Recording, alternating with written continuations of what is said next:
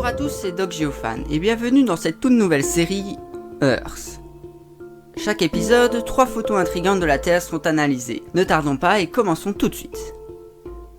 La première image nous vient tout droit d'Australie. Alors, qu'est-ce que c'est que toutes ces petites taches blanches étoilées qui se trouvent proches du village de Rawlinna? Les coordonnées sont dans la description. Mais tout d'abord, que disent les commentaires? C'est un gisement de pétrole à coup sûr. Des plateformes pétrolifères, oui, vous les voyez aussi en survolant la région Midland-Odessa dans l'ouest du Texas. Allons voir ça. Ah, ok, on va pas se mentir, ça ressemble pas vraiment, et c'est encore plus flagrant si on zoome. Tenez, pour appuyer ma thèse, cette région australienne n'est absolument pas pétrolifère. D'ailleurs, cette région, elle s'appelle le Nullarbor. C'est assez explicite pour le coup. Et en une seule petite recherche, on apprend vite que le Nullarbor a un sol principalement composé de calcaire blanc. Mais bon, ça n'explique que la couleur de ces taches et la présence d'une mine juste un peu au nord de Rawlinna. La clé de la solution se trouve dans le village. Il est placé sur ce qui a tout l'air d'être des rails. Et il n'y a qu'à aller un peu plus loin pour voir 3 wagons ici et là. Il y a également un aéroport, et c'est même vachement intriguant le nombre d'aéroports qu'il y a dans cette zone où il n'y a aucun autre village. Alors sans tarder, voici la résolution. S'il n'existe pas de page Wikipédia sur Rawlinna, il en existe une pour Rawlinna Station. 2,5 millions d'acres dans le sud-est reculé de l'Australie occidentale, ce qui en fait la plus grande station de moutons d'Australie. La propriété stocke environ 60 000 moutons. Voilà donc notre coupable, des moutons. Il appartient actuellement à la Jumbuck Pastoral Company. Un petit tour sur leur site et oh, ils détiennent bien la station de Rawlinna. Et niveau pluie, on peut faire pire pour un désert. En conclusion, cette tache noire c'est une zone humide. La zone plus claire autour c'est du calcaire blanc, visible suite à la digestion des plantes environnantes au point d'eau par des milliers de moutons. Et ces lignes-ci, ce sont des chemins créés par les hommes pour avoir facilement accès au point d'eau. Par contre ici c'est des chemins créés par les moutons eux-mêmes. Et voilà comment des moutons ont fait psychoter des gens. C'est fascinant, les lignes rayonnantes à chaque nœud les font ressembler à des explosions. Une grille aussi grande dans un pays aussi pauvre et sec suggère un programme gouvernemental non fasconné par les forces du marché. Il y a un grand champ au nord-est de cette zone, cela le rend similaire au Yucatan au Mexique. Cette belle image nous vient tout droit du désert de Taklamakan en Chine. Le rectangle fait 124 mètres sur 74. Là on a 5 mètres et ici 4. Ok, alors que nous disent les gens? Si c'est une mine censurée, il serait plus logique que ce soit une mine de terres rares. La Chine et l'Australie sont les pays avec la majorité de terres rares au monde.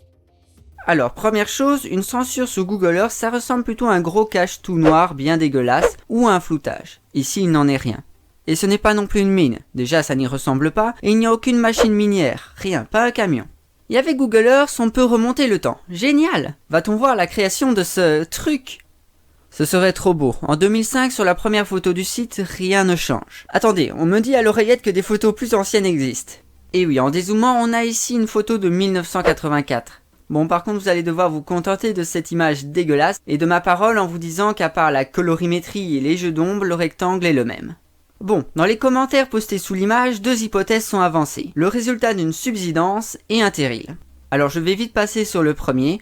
Une subsidence est un effet naturel d'effondrement d'un flanc d'une colline, causé par de l'érosion. Mais bon, on est en plein désert, les côtés du rectangle et de la pente ici sont vachement droits pour être naturels.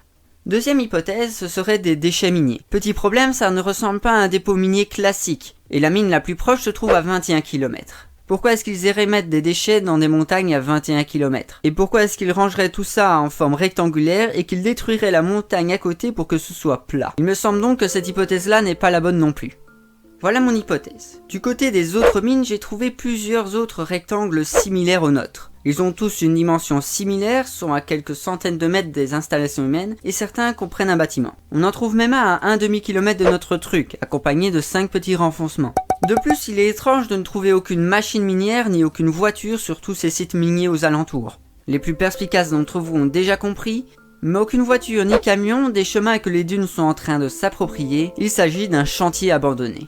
Voici donc ma théorie. Avant 1984, plusieurs mines se sont installées dans la région. Toujours avant 1984, elles ont fait faillite, ou en tout cas elles ont décidé d'arrêter leurs exploitations malgré que plusieurs travaux d'agrandissement soient en cours. Et donc ceci, il s'agirait des fondations d'un bâtiment qui ne verra jamais le jour. Ceci dit, contrairement au premier mystère et à celui qui suit, cela reste une hypothèse. À vous de faire votre propre analyse, je rappelle que les coordonnées et quelques liens pratiques sont dans la description. Dernier mystère de ce premier épisode de Earth. Voici le point 0, croisement entre l'équateur et le méridien de Greenwich. C'est pourquoi vous voyez comme du relief ici est juste lié à un problème de texture de Google Maps. Ce que vous voyez autour est en fait l'absence de données bathymétriques. Tous ces endroits n'ont pas été étudiés, ils sont donc interpolés avec les données fournies par une échelle beaucoup plus petite. Par contre, dans la zone du point 0, la profondeur est connue, et ce que vous voyez sont donc des détails. Voilà, c'en est tout pour moi. Merci à ceux qui sont encore là, si c'est le cas, abonnez-vous pour ne pas manquer les 3 prochains épisodes. À vendredi prochain, ciao.